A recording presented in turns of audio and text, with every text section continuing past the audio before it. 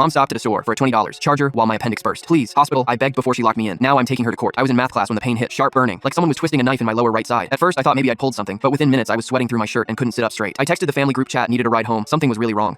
25 minutes later, they finally showed up. Not because they were worried, but because I interrupted their family bonding day at the mall. My stepdad Greg didn't even look at me when I climbed into the back seat. Just asked, "Were you skipping school?" My sister Haley cranked up the music before I could answer, scrolling through her phone like I wasn't even there. I was doubled over in the back seat, my skin going gray, sweating despite the AC blasting. Every bump in the road sent electricity through my abdomen. Hospital, I managed to say. "Please, I need a hospital." Mom turned around from the front seat with that look, the one she'd given me my entire life. The look that said I was being dramatic just like my biological father. "You better not be doing this for attention." That's when I threw up. Greg wordlessly handed back a grocery bag like he'd been expecting it. "Jesus Christ," he muttered. "Your father pulled this same dramatic BS." Then Haley's phone buzzed. Her battery was at 4%. And suddenly, the car filled with her screaming, the calculated kind she'd perfected since she was 6. "My phone is dying! Ethan's going to FaceTime me in 15 minutes and he'll think I'm ignoring him. He'll ask that chemistry girl to homecoming instead." I could feel something inside me getting worse with every second. "Hospital," I said again, barely a whisper. "Please." Mom and Greg exchanged a look. The same look I'd seen when I asked to join the Disney vacation. The same look when I asked why Haley got a car for her 15th birthday, but I got a $20 gift card. "There's a Best Buy right there," Mom said, pointing to the blue sign. "We can quickly get her a portable charger." I thought I'd misheard. Despite the pain and nausea, I lifted my head. "What? It'll just take a second," she said, already instructing Greg to pull in. "Please." "No." I barely got the words out. My throat was constricting. Greg looked at me in the rearview mirror with pure disgust. "Stop being theatrical like your dad. 5 minutes won't kill you." They acted immediately. Mom opened her door. Haley jumped out, still crying about Ethan, and Greg locked the car doors with me inside, like a dog. The pain that had been sharp and localized suddenly changed. Something burst. I felt it like a water balloon popping inside me, and instead of relief, there was just wrongness. Fire spread from my abdomen to my chest, and even through the pain, I knew what had happened. Body tells you when something ruptures.